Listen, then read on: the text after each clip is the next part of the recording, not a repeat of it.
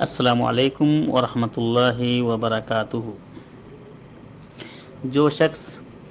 بھیک مانگنے کا دروازہ کھولتا ہے اللہ رب العالمین اس کے لیے فقر و فاقہ کا دروازہ کھول دیتا ہے۔ اصل میں یہ حدیث ایک لمبی حدیث کا ایک ٹکڑا ہے، جو پوری حدیث اس طرح سے ہے۔ امام ترمیزی رحمہ اللہ نے اپنے سنن کے اندر اس کو ذکر کیا ہے، اور یہ حدیث حسن صحیح کہا ہے، یعنی یہ حدیث صحیح ہے۔ ابو کبشہ الانماری رضی اللہ تعالیٰ عنہ حدیث کے راوی ہیں، کہتے ہیں کہ انہوں نے سمع رسول اللہ صلی اللہ علیہ وسلم یقول، انہوں نے نبی کریم صلی اللہ علیہ وسلم سے فرماتے ہوئے سنا کہ ثلاثۃ اقسم علیہن، تین قسم کے لوگ ایسے ہیں کہ میں اللہ کی قسم کھاتا ہوں ان پر، وأحدثکم حدیثا، اور میں ایک ایسی بات بتلاتا ہوں ان لوگوں کے بارے میں، فاحفظوہ، تو اس کو تم لوگ یاد رکھو، حفظ کر لو۔ قال، آپ نے فرمایا، ما نقص مال عبد من صدقۃ، کہ صدقہ سے، خیرات سے کسی مال میں کمی نہیں ہوتی ہے، کسی بندے کے مال میں صدقہ دینے سے کمی نہیں ہوتی ہے۔ اس لیے انسان کو کبھی نہیں سوچنا چاہیے کہ میں صدقہ و خیرات کرتا ہوں تو میرا مال کم ہو جائے گا، نہیں، بلکہ اللہ تعالیٰ اس میں اور اضافہ فرمائے گا۔ نمبر 2، ولا ظلم عبد مظلمۃ فصبر، اور اسی طرح سے جو شخص مظلوم ہوتا ہے، نہیں ظلم کیا جاتا ہے کوئی شخص مگر وہ اس پہ صبر کرتا ہے، الا زادہ اللہ عزا، تو اللہ رب العالمین اس کی عزت میں بڑھوتری پیدا کرتا ہے، اس کی عزت میں اضافہ فرما دیتا ہے اللہ رب العالمین۔ یعنی کوئی شخص جو مظلوم ہوتا ہے، جب ظالم اس پہ ظلم کرتا ہے تو اور وہ اس پہ صبر کرتا ہے، تو اللہ رب العالمین اس کے صبر کرنے کی وجہ سے اللہ رب العالمین اس کا درجہ اس سے بلند فرما دیتا ہے۔ اور تیسری قسم کا وہ انسان ہے کہ ولا فتح عبد باب مسألۃ الا فتح اللہ علیہ باب فقر، اور کوئی شخص ایسا نہیں ہے کہ جو سوال کرنے کا، بھیک مانگنے کا دروازہ اگر کھولتا ہے، بھیک مانگنے کا سبب اختیار کرتا ہے، بھیک مانگتا ہے، تو اللہ رب العالمین فقر و فاقہ کا دروازہ اس پہ کھول دیتا ہے۔ یعنی جو شخص یوں ہی بھیک مانگنے کو اپنا پیشہ بنا لیتا ہے اور بھیک مانگتا پھرتا ہے، تو اللہ رب العالمین فقر و فاقہ اس کے نصیب میں لکھ دیتا ہے اور فقر و فاقہ کا دروازہ کھول دیتا ہے۔ او کلمتاً نحوہا، یا اسی طرح سے اور دوسرے کلمہ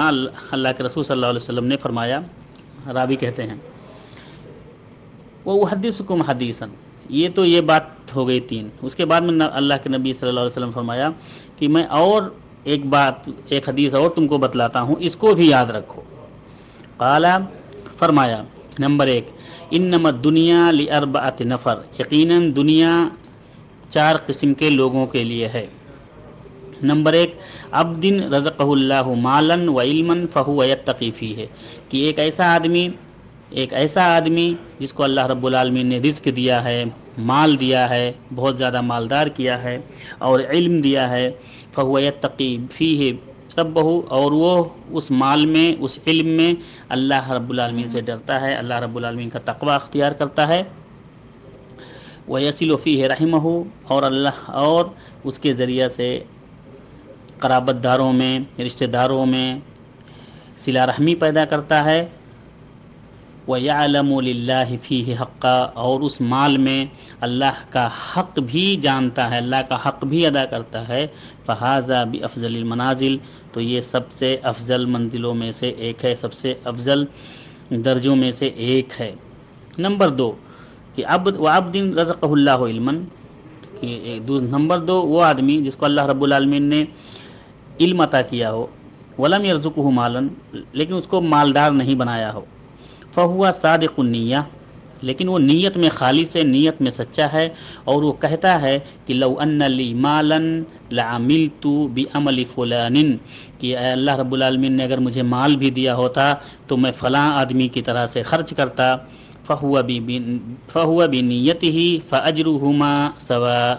تو وہ اپنے نیت کی وجہ سے اس آدمی کے اجر کے برابر اس کو اجر ملے گا جس کو اللہ تعالی نے مال دیا ہے اور وہ اپنے مال کو خرچہ کرتا ہے اللہ کے راستے میں۔ نمبر 3، وہ عبد رزقہ اللہ مالا، نمبر تیسرا وہ آدمی ہے جس کو اللہ رب العالمین نے مال عطا کیا ہو، ولم یرزقہ علما، لیکن اس کو علم عطا نہیں کیا ہے، فہو یخبط فی مالہ بغیر علم، تو وہ اپنے اس مال میں جو اللہ رب العالمین نے اس کو مال دیا ہے اس مال کو وہ صحیح طریقے سے خرچہ نہیں کرتا ہے،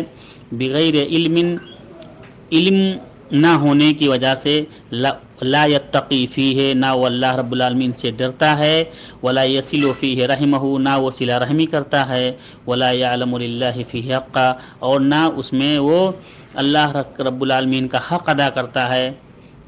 فہذا باخبث المنازل، تو یہ سب سے خبیث، سب سے برے درجوں میں سے ایک درجہ ہے۔ نمبر 4، وعبد لم یرزقہ اللہ مالا ولا علما، چوتھے قسم کا وہ آدمی ہے جس کو اللہ تعالیٰ نے نہ مال دیا ہے نہ علم دیا ہے، فہو یقول، تو وہ کہتا ہے، نہ وہ مال ہے اس کے پاس نہ علم ہے، اس کے باوجود وہ کہتا ہے کہ لو ان لی مالا لعملت فیہ بعمل فلان فہو بنیتہ،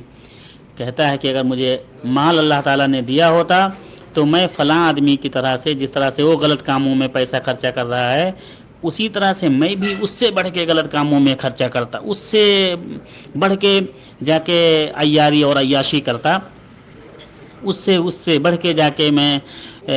اور برے کاموں میں پیسہ خرچہ کرتا، تو اس کی نیت کی وجہ سے فوزرہما سوا، تو ان دونوں کے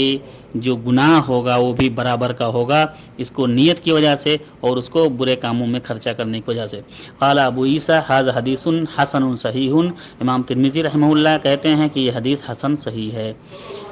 ہم تمام کو اللہ اللہ کے رسول صلی اللہ علیہ وسلم کی ان وصیتوں کو یاد رکھنا چاہیے اور اس پہ عمل کرنا چاہیے۔ السلام علیکم ورحمۃ اللہ وبرکاتہ۔